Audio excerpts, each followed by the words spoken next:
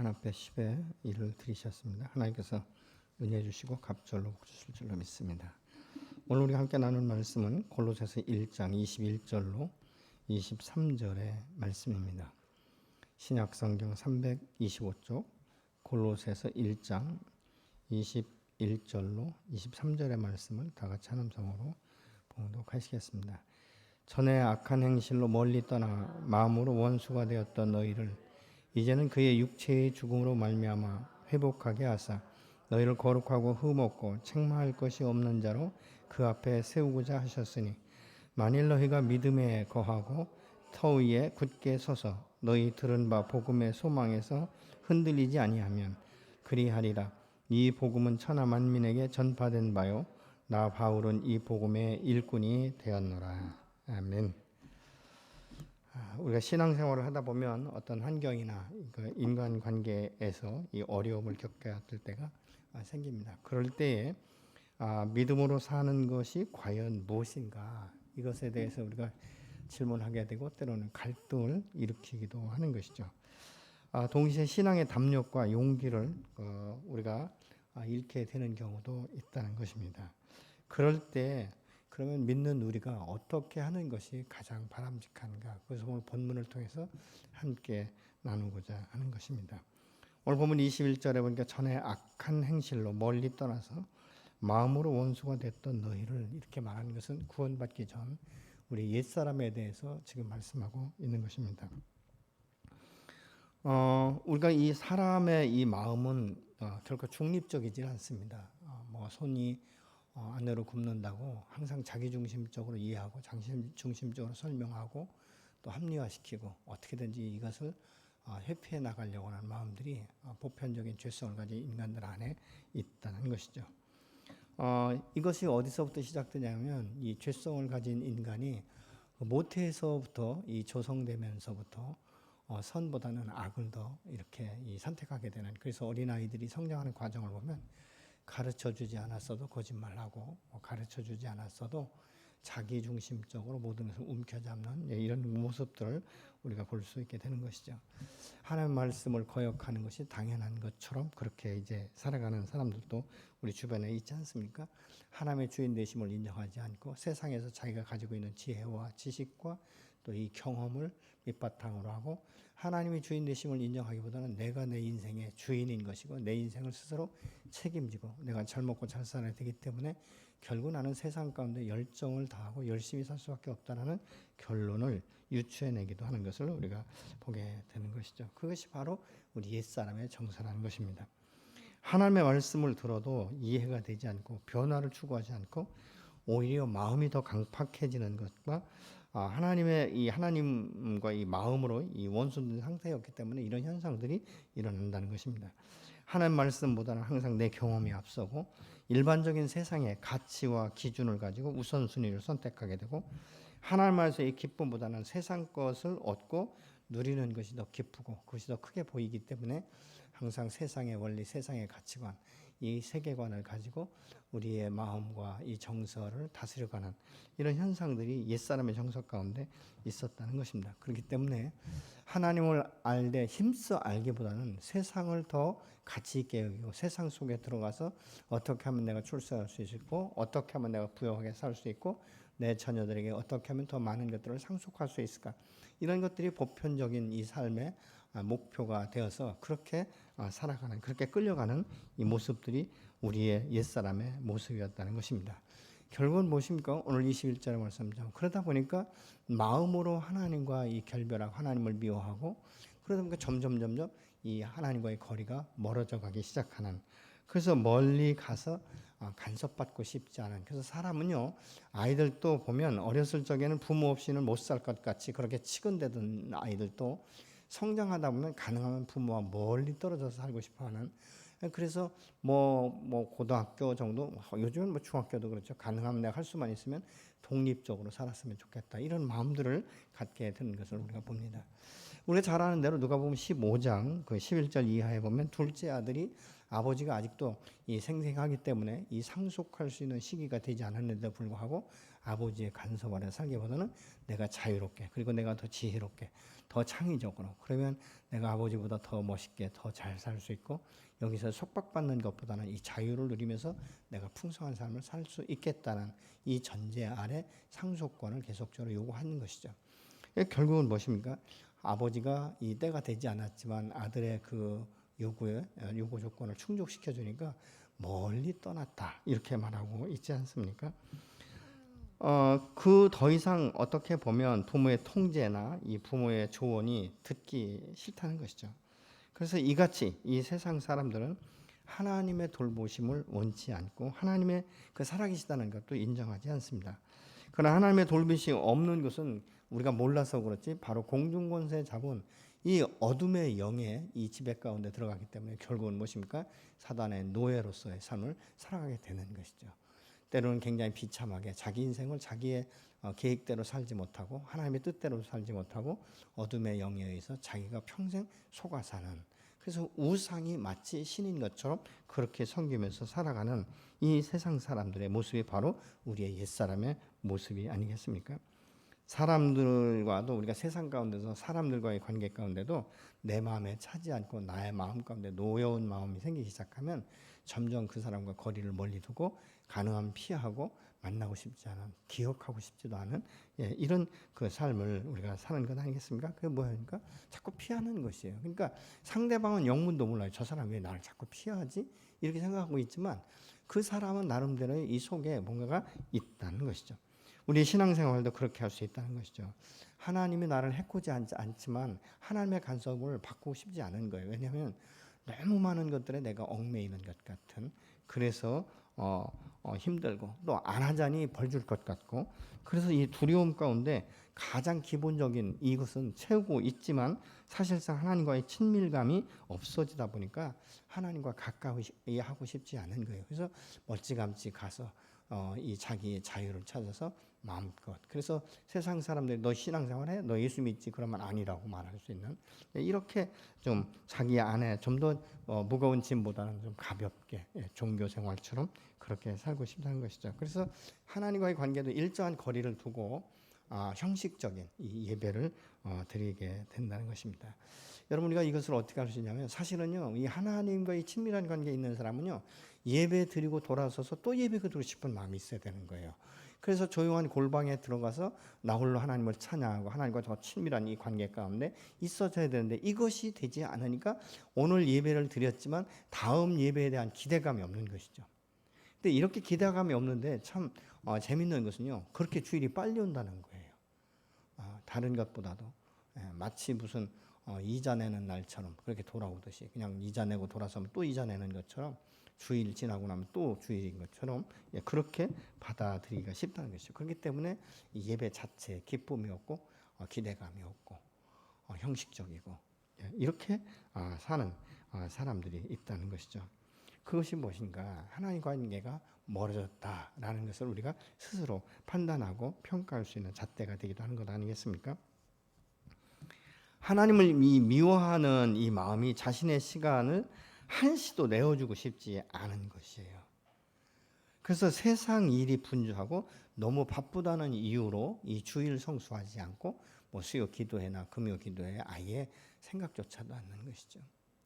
근데 세상에서 돈 버는 일이라면 없는 시간이라도 내서 자기의 잠잘 시간도 할애해서 밤을 꼬딱 새우더라도 돈을 내가 벌 수만 있다면 그곳에 더 열심히 나가는 것들을 우리 주변 가운데 또 내 삶 가운데도 볼 수 있지 않습니까? 여러분, 사람이 세상 가운데 빠져버리면요, 이 사랑에 빠져버리면 세상보다 더 좋은 게 없는 것이죠. 먹고 마시고 즐기자 이렇게 되어버린 것이죠. 지금은 평안하다 안전하다라고 말하고 있지만 주님의 이 재림의 때는 점점 다가오고 있다는 이 사실조차도 우리가 알지 못하는 것이죠. 이것이 우상인 것이에요. 이것이 하나님에 대하여는 미워하거나 엮이고 싶지 않아서 종교 생활처럼 그렇게 기본적인 것만 하는 사람들이 있다는 것입니다. 그러면서도 혹 아쉽거나 내가 정말 이 삶 가운데 앞뒤가 다 막혀서 대책이 없을 때 혹시라도 내가 찾아가면 그 문제 하나 좀 해결해 주셨으면 좋겠습니다. 그래서 관계를 아주 끊지도 못하고 겨우 이렇게 숨통만 트이는 것처럼 그렇게 하나님과 연결고리를 하고 사는 사람들이 있다는 것이죠. 그러니까 둘 다 만족시킬 수 없는. 그래서 주께서 말씀하시지 않습니까? 한 사람이 두 주인을 섬길 수 없다. 이렇게 말씀하는 것을 우리가 보는 것이죠. 결국은 무엇입니까? 형식적이다 그 말입니다. 하나님과 멀어지면 멀어질수록 그의 행위는 악행을 일삼을 수밖에 없는 거예요. 그렇다면 오늘 본문에 나오는 악행이 무엇인가? 이 성경적으로 볼 때 한 가지 예를 들면 로마서 1장 28절로 31절의 말씀과 같습니다. 28절의 말씀을 같이 보시겠습니다. 그 마음에 하나님 두기를 싫어하며 하나님께서 그 상실한 마음을 내버려 두사 합당하지 못한 일을 하게 하셨으니. 예. 이 하나님 두기를 그 마음 가운데 싫어하기 때문에 그래? 알았어. 그럼 네 마음대로 한번 살아봐. 이렇게 말씀하시는 거예요. 그러니까 상한 마음 그대로 가지고 세상을 살아가다 보니까 여러분 사람이 마음이 상하고 마음의 상처가 깊은 사람은요. 이 세상을 굉장히 왜곡되게 봐요. 그래서 세상을 굉장히 불공평하게 보고 또 때로는 굉장히 열등의식에 빠지고 상실감에 빠지고 두려움이 많고 염려와 근심이 많은 이런 사람들을 보면 겉으로 표현하지 못하지만 자기 속사람 안에서는 엄청난 분노를 느끼고 부당한 대우를 받는다. 부당하다는 이 말들을 굉장히 많이 한다는 거예요. 그러니까 하나님에 대한 상실감. 그러니까 이스라엘 백성들이 하나님에 계시다면 우리가 어떻게 이렇게 애굽에서 노예 생활을 할 수 있을까? 그리고 이 어려움 가운데 왜 하나님 우리의 고통을 돌보지 않는가? 여러분 이것이 오늘날 우리의 현실 아니겠습니까? 우리가 육체적으로 병이 든다든가 아니면 어떤 인간관계가 어렵다든가 아니면 물질이 막혀 있을 때 하나님에 대해서 처음엔 찾지만 하나님께서 내가 생각하고 내가 계획한 그때 그 시간에 이루어지지 않으면 하나님을 원망하고 하나님과의 관계 가운데 내가 그동안 하나님 앞에 어떻게 행했는지는 생각하지 않고 하나님이 지금까지 베푸신 은혜를 그래서 다 잊어버리는 것이죠. 그래서 하나님을 무시하게 되는 이 결과를 가져오게 되는데 그러면 그 안에 악한 행동이 무엇인가? 그것은 바로 29절로 31절의 말씀입니다. 곧 모든 불의와 추악과 탐욕과 악의가 가득한 자요 시기, 살인, 분쟁, 사기, 악독이 가득한 자요 수근수근하는 자요 비방하는 자요 하나님께서 미워하시는 자요 능욕하는 자요 자랑하는 자요 악을 도모하는 자요 부모를 거역하는 자요 우매한 자요 배약하는 자요 무정한 자요 무자비한 자라 이렇게 말씀하고 있어요. 그래서 배양하는 자라는 이 말은 아신테토라는 말인데 불충실한 의무를 이행하지 않는 이런 의미를 가지고 있습니다. 이런 일들이 우리 삶 가운데 생기게 된다는 것이죠. 여러분 어떻습니까? 지금까지 우리가 읽은 이 성경 구절 안에서 여러분 걸리는 것이 하나도 없으신 분 계십니까? 마치 젊은 청년처럼 나는 어렸을 적부터 율법을 다 지켰고 십계명 다 지켰습니다. 이렇게 말하는 것처럼 지금 우리가 로마서 1장에 있는 그 29절부터 31절까지 나온 이 죄악에 대해서 나는 하나도 걸리지 않는다. 이런 분 혹시 계십니까? 전 많더라고요. 이런 부분들이요. 이런 것들이 생기게 되면 결국은 무엇입니까? 하나님과의 관계가 멀어지는데 우리의 구원받기 전의 모습은 이거 이상으로 더 악했다라고 우리가 볼 수 있는 것이죠. 제가 전도를 해보니까요. 가장 힘든 사람이 나는 선하다는 사람이에요. 예. 어떤 분들은 그래요. 나는 원래 승질이 지랄 같고 난 더러워가지고 맞다고 이게 맞다고 내가 죄진 게 맞다고 이래요. 근데 뭐 사람들이 버버시도 저 사람 버버시도 살 수 있는 사람이다. 저 사람처럼 착한 사람이 없다. 속은 모르니까. 예. 이런 분들을 전도하다 보면요. 항상 걸고 넘어가는 게 예수 믿는다고 하는 것들이 잘못된 행동을 한다는 말을 너무 많이 하는 거예요. 그래서 이런 분들을 전도하기가 너무 힘들더라고요. 나는 죄진 게 없다. 예수 믿는 사람이 훨씬 나보다 더 잘못된 것들이 많고 못된 것이 많고 거짓말도 잘하고 하여튼 얼마나 많은 것들을 덜쳐내는지 말이죠. 근데 자기는 의로운 사람처럼. 그래서 이 복음을 전하기 어려운데 사실은 그것이 저와 여러분의 모습 아니었겠습니까?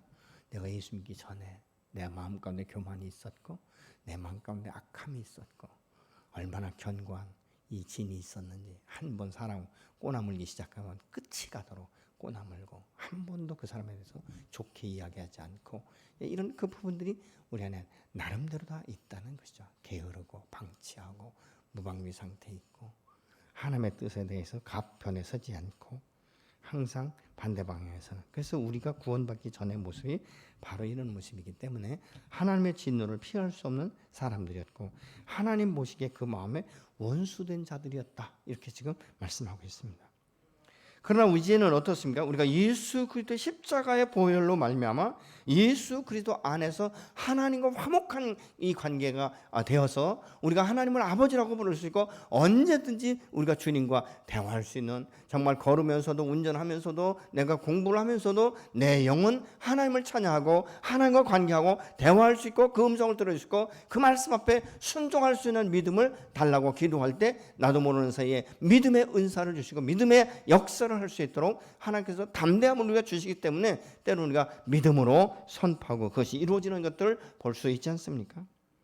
때로는 이 복음의 기초, 이 반석 위에 우리가 믿음의 이 기초를 탁 놓으면요, 때로는 이 세상 가운데 실망하고 사람 관계에 있어서 낙심하고 좌절하고 포기했다가도 그들이 나의 주인이 될 수 없기 때문에 오직 나의 주인은 여호와 하나님이시며 그분이 나의 목자가 되시기 때문에 나를 항상 선한 길로 인도하시고 내 발을 실족치 않도록 붙들어 주시는 사신 하나님 앞에 우리가 소망을 두기 때문에 그럼에도 불구하고 일어나는 승리의 계가를 부른 자들이 되게 된 줄로 믿습니다. 그래서 하나님과 화목하게 되었는데 22절 본문을 같이 보시겠습니다. 이제는 그의 육체의 죽음으로 말미암아 화목하게 하사 너희를 거룩하고 흠없고 책망할 것이 없는 자로 그 앞에 세우고자 하셨으니. 여러분, 하나님을 등지고 살던 우리가 하나님의 전적인 은혜로 인하여서 제사함 받았을 뿐만 아니라 하나님을 사랑한다라고 우리가 고백할 수 있다는 것이죠. 그러니까 때로는 하나님 내가 주님을 사랑하는 줄 주께서 아시지 않습니까? 이렇게 베드로처럼 말이죠. 우리 그렇게 주님 앞에 고백할 때도 있지 않습니까? 어떤 데는 기도하다가 하나님 내가 주님을 너무 사랑해요. 하나님 내가 무엇인가 나를 이렇게 사랑해 주세요. 이 마음이 들기 시작하면 나도 모르게 감동이 일어나고 울컥해가지고 하나님 앞에 감사하면서 찬양하면서 눈물을 흘리지 않습니까? 그런데 하나님께서 이렇게 죄악이 관영한 세상 가운데 그렇게 악하던 나를 구원하신 것, 그래서 구원으로 끝나지 않는다는 것이죠. 하나님이 저와 여러분을 구원할 때 분명한 목표가 있어요. 물론 사명이지만요, 또 한 가지로 다른 것으로 올 때 오늘 본문의 말씀처럼 좀 더 흠도 없고 거룩한 이 영성을 가질 수 있도록 우리를 당신의 아름다운 형상 예수 그리스도의 인품이 닮아갈 때까지 우리를 붙들고 성장시킨다는 건 이것이 하나님의 목표라는 거예요. 너무 감사하지 않습니까? 여러분과 인간적으로 내가 그것을 목표로 삼으면요, 우리는 너무나 마음이 유약하고 너무나 감정의 기복이 심하기 때문에 언제든지 손을 놓을 수 있고 언제든지 낙심하고 좌절하고 포기할 수밖에 없는 것이에요. 근데 나의 나되게 하신 하나님께서 나를 의에 오른 팔로 붙잡아 주시면서 너의 목표, 내가 너를 이끌어낸, 내가 너를 구원한 목표가 있다면 너는 나의 성품이 완전하게 이루어질 때까지, 창조의 원형대로 하나님의 형상이 내려서 이루어질 때까지 너를 성장시키는 것이 나의 목표라고 하나님이 말씀하고 있는 거예요. 아멘. 여러분, 이것보다 더 큰 은혜가 어디 있습니까? 이것보다 더 큰 축복이 어디에 있겠습니까? 하나님을 등지고 살던 우리가, 하나님을 인정하지 않던 우리가 전적인 은혜로 제사받고 구원받은 것도 감사한데 그것으로 끝나지 않고 복음의 능력 안에서 우리를 거룩하고 흠없고 책망할 것이 없는 자로 하나님 앞에 세워주시겠다라고, 그것이 나의 목표라고 말씀하시는 이 하나님의 은혜가 아니면 우리가 어떻게 이 세상 가운데 믿음의 삶을 살아갈 수가 있겠습니까? 이것이 바로 구원이에요. 구원은 무엇입니까? 아무 자격 없는 내게 하나님께서 값없이 은혜로 선물로 주셨지만 이렇게 값없이 주어진 구원의 능력을 내 속사람 안에서 역사하시면서 우리를 온전한 모습으로 한 걸음 한 걸음 걸어 나가게 하시면서 주의 구원의 기쁨의 소식을 증거하는 자로 세워가신다라고 말씀하고 있어요. 나는 비록 약하여 자주 넘어지고 쓰러지면서 스스로에게 실망도 하고 푸념도 하고 있지만 오늘 또 나를 부르시고 영원한 생명을 얻게 하신 이 주님께서 나를 거룩하고 흠이 없고 책망할 것이 없는 자로 세우신다라고, 그것이 내가 너를 부른 목표라고 말씀하시는 이 하나님의 사랑과 은혜가 있기 때문에 오늘 또 우리가 주의 얼굴을 볼 수 있는 것이고, 우리가 눈을 들어 여호와를 바라보며 찬양하고 우리가 주님 앞에 우리의 소망을 가지고 기도할 때 하나님 언약의 말씀을 이루시는 줄로 믿으시기 바랍니다. 하나님은 우리를 새롭게 세우시는 것. 그래서 그 약속하신 말씀대로 나를 절대로 포기치 아니하시고 이렇게 세우신다는 거예요. 여러분, 이 세상 살다 보면 내가 나를 포기할 때가 너무 많잖아요. 여러분 어떻습니까? 여러분 한 번도 나는 내 인생 가운데 포기라는 글자는 없다. 이런 분 혹시 계십니까? 너무 우겨싸움을 당하고 환경에 우겨싸움을 당하고 관계에 우겨싸움을 당하고 물질에 우겨싸움을 당하면요, 정말 생에 포기하고 싶을 때가 있잖아요. 차라리 죽었으면 좋겠다. 차라리 내가 이 꼴 저 꼴 안 보고 죽었으면 좋겠다. 어떤 때는 푸념처럼 하나님 차라리 나를 빨리 데려가세요. 이런 생각, 이런 마음이 들 때가 있지 않습니까? 그럼에도 불구하고 하나님 한 번도 나는 너를 구속한, 이 구원한 것에 대해서 후회함이 없다라고 말씀하시면서 붙들어 주시는, 물론 내가 하나님의 뜻을 어기고 정말 이 세상 가운데 나갈 때 하나님의 마음은 고통스러우실 거예요. 그럼에도 불구하고 한 번도 내게 시선을 놓치지 아니하시는, 마치 누가복음 15장에 둘째 아들이 집을 나간 후부터 그 이제 아들이 돌아올 때까지 날마다 문 앞에 서시는 아버지의 그 심정, 그러면서 가만히 막연하게 기다렸을까요? 얼마나 많은 시간, 얼마나 많은 눈물과 함께 하나님 앞에 기도했을까? 돌아오라고. 여러분, 바로 하나님은 그러면서 내게 말씀하시는 거예요. 내가 너를 반드시 회복시킬 것이다. 너가 나의 영광이 되도록 내가 너를 붙들리라고 말씀하시는 것이죠. 하나님은 오늘 또 내게 오셔서 내 편이 되셔서 지도하시고 붙들어 일으키시면서 다시 훈련을 시키는 거예요. 여러분, 그래서 때로는요, 우리 이 세상 가운데서 정말 너무 힘들고 때로는 아둘람 굴 같은 이런 지경에 이르게 됐을 때 우리가 스스로를 포기하고 스스로 세상 속에 들어가는 것이 아니라 하나님께서 이때 나를 무엇을 변화시키고 어떻게 세우기 위해서 나와 함께 동행하시는 하나님, 정말 그 기대가 많아요. 무엇인가를 우리가 오히려 기도한다면 저 너희 복의 역사가 반드시 일어나게 될 줄로 믿습니다.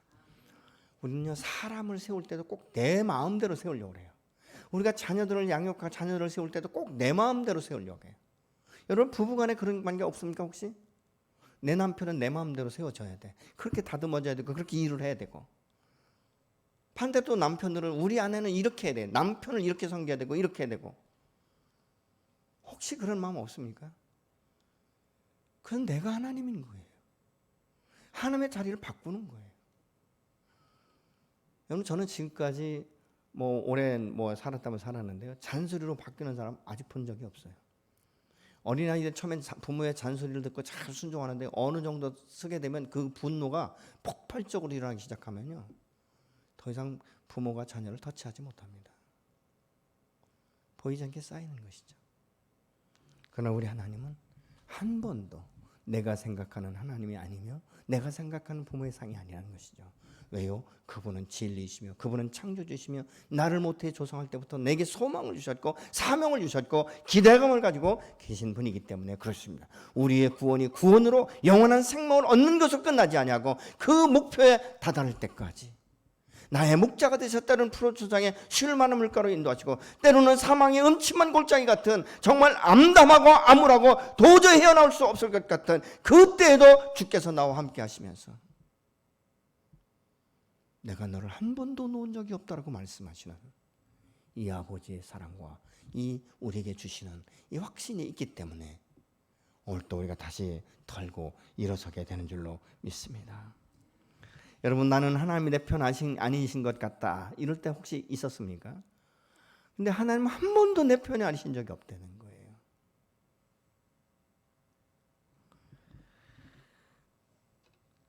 그래서 우리를 이렇게 하루라도 빨리 그래서 세상에 얽매기 쉬운 짐들을 벗어버리고 주 앞에 나오는 여러분이 되시기를 예수로 축원합니다. 여러분, 합리화나 핑계로 시간 벌지 말고 자꾸 시간을 끌지 말고요, 우리의 마음 중심을 보시면서 하나님 앞에 그 어떤 핑계도 합리화될 수 없다는 이 사실을 알고, 또 어떤 것으로도 주님의 일을 막아설 수 없고 시간이 가고 세월이 가면 갈수록 나의 연약함과 하나님에 대한 이 거리감, 이것을 인간이 스스로는 줄일 수가 없는 거예요. 결국은 무엇입니까? 하나님과 관계가 점점 멀어지다 보면요, 대마처럼 세상의 그 유혹을 이기지 못하는 것이죠. 세상이 더 좋은 거예요. 더 자유로운 것 같아요. 돈만 있으면 얼마든지 좋은 차, 얼마든지 좋은 음식 먹을 수 있고, 얼마든지 내가 자유롭게 옷 사 입을 수 있고, 굉장히 자유로울 것 같지만요, 돈이 많으면 많을수록 내가 이것을 다스리지 못하면 결국은 죄악 가운데 내 삶을 들여대는 이것밖에 되지 않더라고요. 전 지금까지 신앙생활하고 목회를 하면서 돈을 많이 벌면 벌수록 세상 가운데 가시는 분들이 더 많은 것을 봤어요. 많이 벌면 벌수록 주님 앞으로 더 나와야 되는데 반대로 가는 분들이 더 많더라고요. 왜요? 주님과 교제할 시간이 없는 거예요. 너무 바빠서. 근데 사실 우리가 반대여야 되거든요. 물질이 많으면 더 많은 것들을 섬길 수 있고, 그래서 그것으로 우리가 더 많은 그 기쁨을 얻을 수 있고, 함께 공유할 수 있고, 함께 기뻐할 수 있는 이런 삶으로 우리가 바뀌어야 되지 않겠습니까? 내가 주님을 사랑한다는 것, 여러분 입술의 고백이 아니에요. 여러분 우리가 이 가정에서도 그렇고 부부간에도 그렇고 내가 당신 사랑을 다 알잖아. 예, 사랑하는 거를 안다. 그러면 알 수 있고 느낄 수 있고 경험될 수 있도록 우리가 표현하고 그렇게 세워줘야 되지 않겠습니까? 내가 주님을 사랑합니다. 그럼 주님을 사랑하는 것이 뭐냐는 것이죠. 주님은 우리를 사랑하시는 증거로 예수 그리스도 보내시지 않았습니까? 죄 없는 독생자 예수 그리스도 이 땅 가운데 오셔서 인간이라면 피하고 싶은 가장 처절하고 가장 비참한 십자가에서 물과 피를 다 쏟으시면서 우리의 죄를 사하시고 생명의 피값으로 저와 여러분이 구원받은 것 아니겠습니까? 그것이 하나님이 내가 너를 사랑한다는 표현인 거예요. 이거보다 더 큰 표현이 어디 있겠습니까?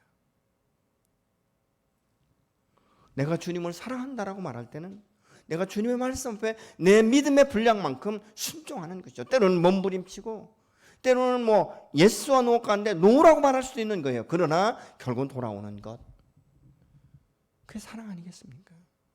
사랑은 끊을 수 없어요.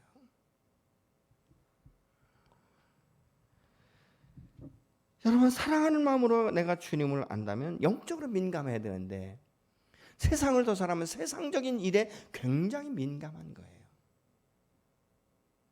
어떤 때 보면요, 이렇게 그 대화를 하다 보면 이게 영적인 어떤 뭐 성령의 어떤 체험이라든가 이 말씀을 많이 암송한다든가 이런 얘기보다는요, 세상 이런 얘기할 때는 막 거의 졸아요, 입시네요. 세상적인 이야기를 막 눈에 막 광채가 나가지고요, 얼마나 해박한지 정말 백과사전처럼 막 모르는 분야가 없을 만큼 이러신 분들이 있어요. 근데 그분들은 어떤 때는 그래요. 아이고 성경 좀 많이 암송하시면 좋겠다. 나 머리 나빠서 못한대. 근데 다른 건 너무 해박한 거예요. 왜 그렇습니까? 관심이 세상 가운데 있는 거예요. 여러분 몸은 이곳에 있다 할지라도 관심이 세상 가운데 있으면 우리의 마음은 지금도 세상 속에 있는 것이죠. 사람이 자꾸 이 하나님 안에서 핑계대고 합리화시키고 하다 보면요, 마음이 나도 모르게 강팍해져요. 하나님과의 관계가 점점점 멀어지는 거예요. 하나님의 주인 되심을 인정하지 않는 것이죠. 그러나 진정 사랑한다는 것이니까 주님 당신은 나의 주인이십니다. 내 인생의 모든 것의 주인 되시며 나의 피난처가 되시고 나의 산성이 되십니다. 그러면서 주님의 영광을 높여드리는 것이죠. 내 삶이 하나님의 영광을 가리지 않도록. 여러분 오늘날 교회 다니면서도 그 삶 가운데 하나님의 영광을 가리는 사람들이 너무 많아요. 특히 정치적인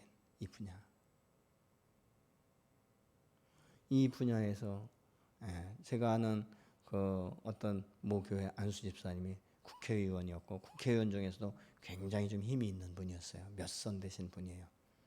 근데 자꾸 이렇게 교회에서 일할 때 자꾸 이렇게 틀어버리니까 부목사가 뭐라고 한번 했는가 봐요. 그러니까 아니 장로님이 그렇게 하시면 어떻게 돼요? 그러니까 내가 국회의원은 직업이고 이 교회에 나올 때는 내가 신앙인이다, 이렇게 얘기를 하더라는 거예요. 그게 가능합니까, 여러분? 어떻게 샘의 근원에서 쓴 물과 단물을 낼 수 있겠습니까? 오늘날 국회 안에 그리스도인들이 없어서 지금 이렇게 이 세상이 이렇게 흘러가는 것 같습니까? 포괄적 차별금지법, 여러분 이런 것들은요, 국회 안에 있는 여야를 막론하고 국회 안에 있는 그리스도인들이 정말 에스더처럼 그런 마음을 가지고 있다면 그거는 법안 자체가 결성된다 할지라도 올라갈 수도 없는 거예요. 내가 그리스도인이라는 이 말을 할 때 부끄럽지 않도록, 하나님의 얼굴이 부끄럽지 않도록 살아가는 것, 다른 것 아니에요. 그것은 복음의 기초 위에 우리의 신앙의 기초를 놓는 것이에요. 믿음의 반석, 바로 예수 그리스도의 그 터 위에 우리의 믿음의 이 주춧돌을 놓는 것이라는 것입니다. 내 인생의 내 마음 계획대로 우리가 살 수 없지 않습니까? 그런데도 이 세상을 더 사랑하는 사람들은요, 내 인생은 내 계획대로 살아간다라고 하는 이 교만을 하루빨리 내려놓고 주님의 주인 되심을 인정하고 그 보좌 앞에 나아가는 것이 바로 은혜요 복인 줄로 믿습니다. 여러분, 많은 사람들이 자신이 가지고 있는 이 흠과 티를 내놓지 않고 자꾸 붙들고 자꾸만 이것을 숨기려고 하는 경우가 너무 많아요. 어떤 때 보면 열왕기하에 나오는 이 나만의 문둥병이 들었을 때 얼마나 그거 싸고 감쌌을까.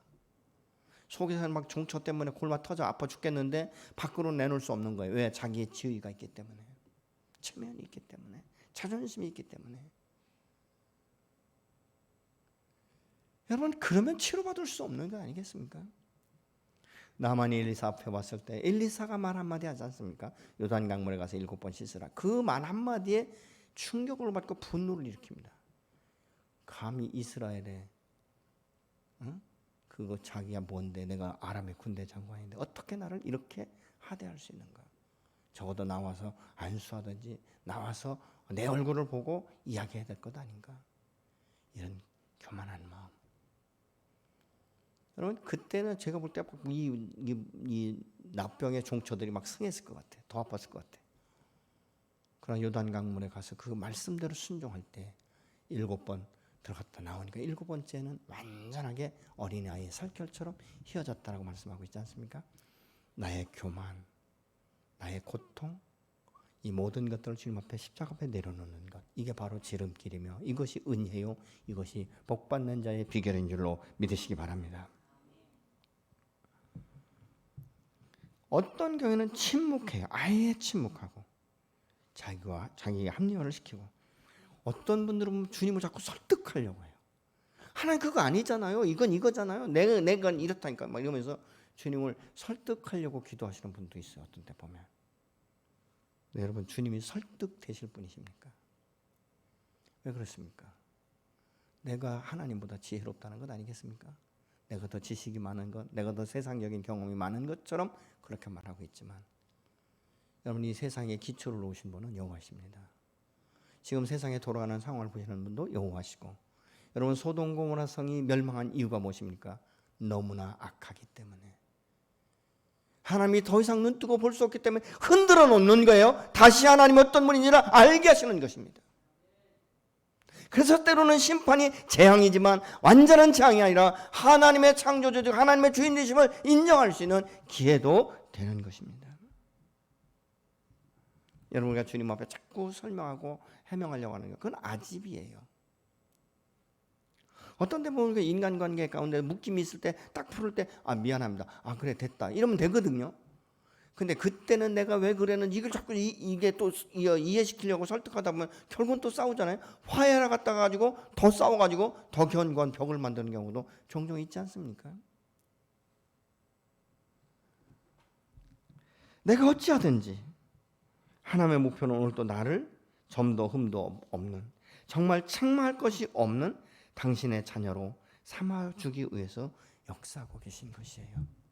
23절에 보니까 만일 너희가 믿음에 거하고 터 위에 굳게 서서 너희의 들은 바 복음의 소망에서 흔들리지 아니하면 그리하리라. 복음은 전하는 천하 만민에게 전파된 바요 나 바울은 이 복음의 일꾼이 되었노라. 이렇게 말씀하고 있습니다.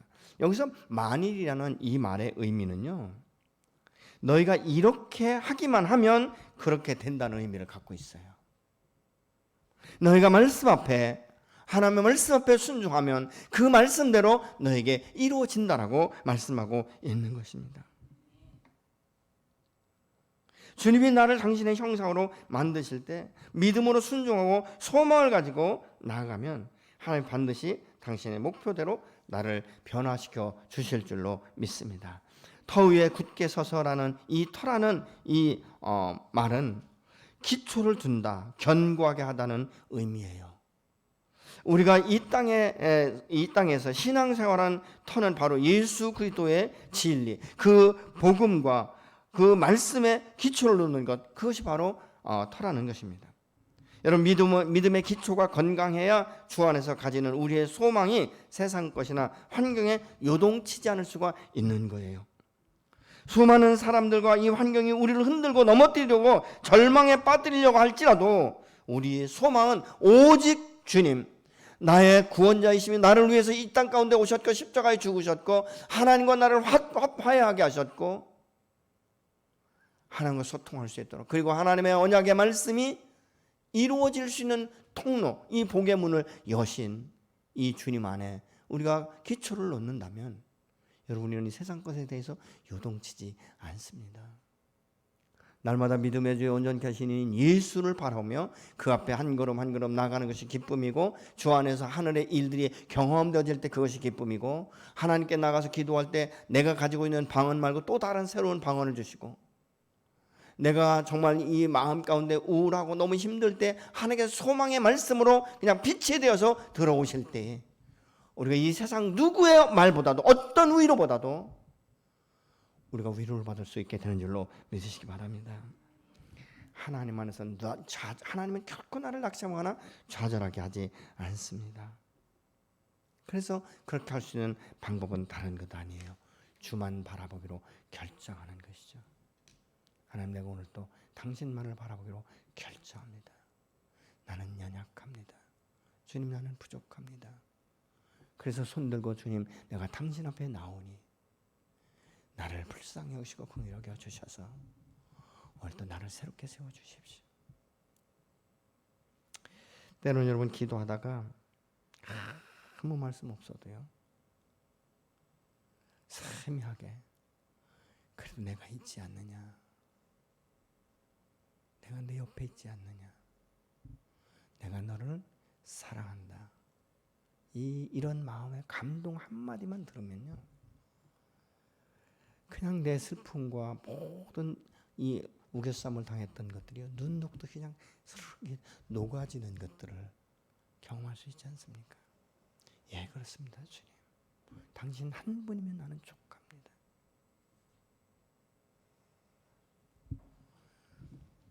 여러분, 이것은 뭐 믿음이 고상하고 믿음이 높아서가 아니에요. 아주 작은 믿음은 그 믿음의 분량에 맞게 하나님께서 맞춰주세요. 우리가 이 어린아이를 볼 때 뭐 어른들이 일어서서 어린아이 돌봅니까? 앉아서 어린아이의 그 높이와 눈높이와 마주치면서 아이를 우리가 이렇게 양육하고 그러지 않습니까? 아니면 위로 들어서 올려 앉고 얼굴과 얼굴을 마주보면서 그렇게 아이를 대하지 않습니까? 하나님 우리를 예수 그리스도의 그 보혈, 그 핏값을 우리를 낳으실 때요, 그때부터 역사하기 시작하는 것이죠. 우리의 마음과 우리의 상처와 우리의 고통과 우리의 문제를 아시면서 내 믿음의 그 위치에 맞게 말씀하시고 훈련시키세요. 그래서 이 믿음이 계속적으로 성장하고 성숙하면 이제는 아주 작은 죄에도 민감하게 하나님께서 말씀하십니다. 아주 민감하게 회개하지 않고는 견딜 수 없도록 만들어 가시는 것을 우리가 볼 수 있습니다. 오늘 바울이 그런 이야기를 하지 않습니까? 23절에 만일 너희가 믿음에 거하고 터 위에 굳게 서서 너희 들은 바 복음의 소망에서 흔들리지 아니하면 그리하리라. 이 복음은 천하 만민에게 전파된 바요 나 바울은 이 복음의 일꾼이 되었다. 복음의 일꾼이 된 것에 대해 사도 바울이 얼마나 자랑스럽게 얘기했는지 몰라요. 그 모진 고난과 핍박과 채찍에 맞음과 돌에 맞음과 밤에 잠을 이루지 못하는 이 수많은 날들을 보내면서도 한 번도 바울은 주의 종이 된 것에 대해서 후회해 본 적이 없습니다. 늘 서신서의 첫 마디에 보면 감사한다, 감사한다, 감사한다.